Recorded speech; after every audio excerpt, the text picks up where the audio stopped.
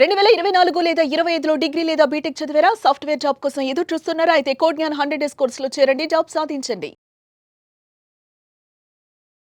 Hello sir. Hello అండి. చాలా మంది సార్ అంటే సాఫ్ట్‌వేర్ వైపు వెళ్ళాలి అనుకునేటువంటి వాళ్ళు ప్రతి ఇంటర్వ్యూకి అటెండ్ అవుదాం అనుకుంటారు. ప్రతి కంపెనీకి రెజ్యూమ్స్ పంపిస్తూనే ఉంటారు. అవును. బట్ కొంతమందికి ఏంటంటే ఆ కాల్స్ రావు. అవును. ఎక్కడ పొరపాటు జరుగుతుంది అనుకోవచ్చు?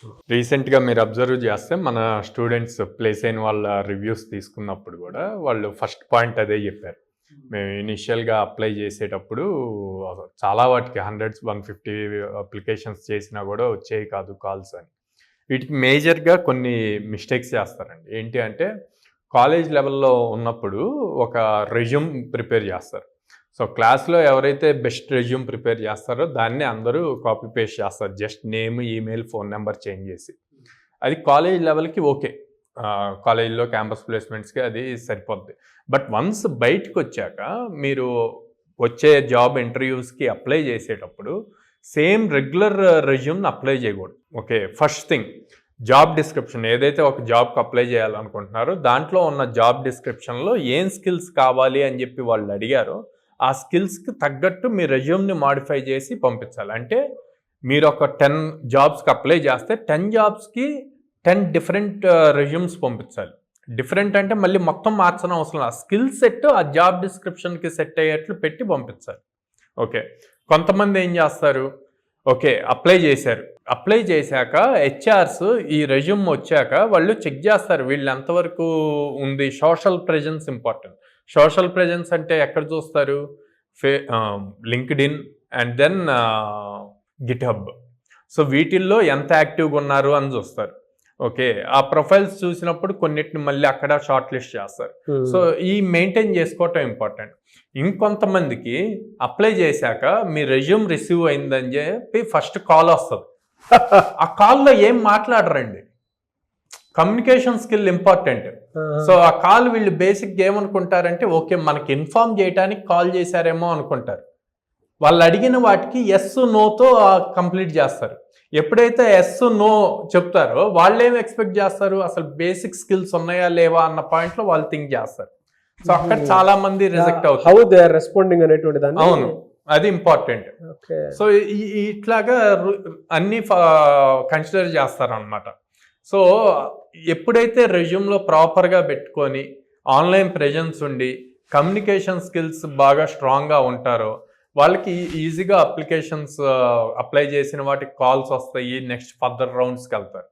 సో ఈ చైన్ వాళ్ళకి సింపుల్ ఏంటి అంటే జస్ట్ ఒక 1 వీక్ టైం తీసుకొని ఏ టైప్ ఆఫ్ జాబ్స్ పడుతున్నాయి. For suppose Python full stock ఉందండి. ఓకే, పైథాన్ ఫుల్ స్టాక్లో పైథాన్ నేర్చుకుంటారు, ఫ్రంట్ ఎండ్ నేర్చుకుంటారు, డేటాబేస్ నేర్చుకుంటారు, పైథాన్ ఫ్రేమ్వర్క్స్ నేర్చుకుంటారు.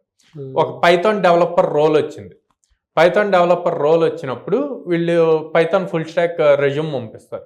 పైథాన్ వరకు మ్యాచ్ అవుతుంది.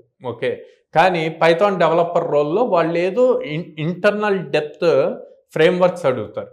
ఫర్ సపోజ్ పైథాన్లో జాంగో ఉంటుంది, ఫ్లాస్క్ ఉంటుంది, ఫాస్ట్ ఏపీఐ ఉంటుంది, రెస్ట్ ఏపీఐ ఉంది. వీళ్ళు ఫ్లాస్క్, జాంగో మెన్షన్ చేశారు. ఈ రెండింటి లోపలే ఇందాక మనం డిస్కస్ చేసిన ఫాస్ట్ ఏపీఐ, రెస్ట్ ఏపీఐ కూడా ఇంక్లూడ్ అయ్యి ఉంటాయి. కానీ అవి మెన్షన్ చేయలే, కానీ వీళ్ళకి వచ్చు. ఆ జాబ్ డిస్క్రిప్షన్లో వాడు జాంగో, ఫ్లాస్క్ అని అడగకుండా ఫాస్ట్ ఏపీఐ కావాలి అంటాడు. ఓకే, అది చూసుకొని దానికి తగ్గట్టు రెజ్యూమ్లో మాడిఫై చేసి అప్లై చేస్తే అప్పుడు ఆటోమేటిక్ కాల్స్ వస్తాయి. అండ్ ఇంకొకటి రెగ్యులర్గా నేను చూస్తుంది ఏంటంటే రెజ్యూమ్స్లో, మేము రెజ్యూమ్ బిల్డింగ్ క్లాస్ కూడా తీసుకుంటాం కాబట్టి రెజ్యూమ్లో లాట్ ఆఫ్ స్పెల్లింగ్ మిస్టేక్స్ ఉంటాయి. సింపుల్ ఎగ్జాంపుల్ చెప్తాను. రీసెంట్గా నేను ఎక్కువ మందికి కరెక్షన్ చెప్పింది. పైథాన్ PYTHON అని రాస్తారు. ఇప్పుడు మాన్యువల్ ప్రాసెస్ అంతా పోయిందండి. రెజ్యూమ్ వస్తే ఆటోమేటిక్గా సిస్టమ్ ATS సాఫ్ట్వేర్ తీసుకుంటుంది. సో అక్కడ ఏముందో అవి మ్యాచ్ చేసి స్కిల్ ఎంత మ్యాచ్ అవుతుందో దాన్ని బేస్ చేసి షార్ట్ లిస్ట్ అవుతుంది. స్పెల్లింగే మిస్టేక్ చేస్తే అప్పుడు ఎట్లా? సో ఆ బేసిక్ స్పెల్లింగ్స్ అన్నీ కూడా కరెక్ట్ చేసుకోవాలి. అవి మైనర్ మిస్టేక్స్. అంటే అడావుడిగా అప్పటికప్పుడు రెజ్యూమ్ చేసేసి అప్లోడ్ చేద్దాము అన్న పాయింట్లో ఉంటారు. కొంచెం కూల్గా ముందే ప్రిపేర్డ్గా చేసి వన్స్ ఆర్ ట్వైస్ రీచెక్ చేసుకొని ప్రాపర్గా ఆ జాబ్ డిస్క్రిప్షన్లో ఉన్న స్కిల్ సెట్ మన దాంట్లో మ్యాచ్ అవుతుందా లేదా అన్నది ఇంపార్టెంట్. సెకండ్, ఇవన్నీ కాకుండా ఇంకో వెరైటీ ఆఫ్ స్టూడెంట్స్ ఉంటారు. వచ్చిన ప్రతి జాబ్కి అప్లై చేసేస్తారు. ఆ జావానా పైథానా ఇవన్నీ అనవసరం, ఏదో ఒకటి తగలకపోద్దా అని చెప్పి ఇక్కడ కౌంట్ పెరుగుతూ ఉంటుంది. ఎవరైనా పెద్దవాళ్ళు వచ్చి ఏం చేస్తున్నావు అంటే జాబ్స్కి అప్లై చేస్తున్నావు అని. ఓకే, ఎంతవరకు వచ్చిందంటే ఇప్పటికీ 150-200 జాబ్స్కి అప్లై చేశాను, వెయిట్ చేస్తున్నాను వాళ్ళ దగ్గర నుంచి కాల్. కౌంట్ పెరుగుతుంది 200 కంపెనీస్, కానీ ఎందుకు కాల్ వస్తుంది అసలు మ్యాచ్ అవ్వనప్పుడు? ఆ జాబ్ డిస్క్రిప్షన్ మ్యాచ్ ఒకటే డిఫాల్ట్ రెజ్యూమ్ ఒకటి ఉంటుంది. సో ఈ మైనర్ థింగ్స్ చేంజ్ చేస్తే గనక కాల్స్ వస్తాయి. లాట్ ఆఫ్ ఆపర్చునిటీస్ ఉన్నాయి. ఇక్కడ స్టూడెంట్స్ వచ్చేమో జాబ్ కాల్స్ రావట్లేదు అంటున్నారు, అటువైపు కంపెనీస్ ఏమో మా దగ్గర ఓపెనింగ్స్ ఉన్నాయి, స్కిల్డ్ స్టూడెంట్స్ ఉండట్లేదు అంటున్నారు.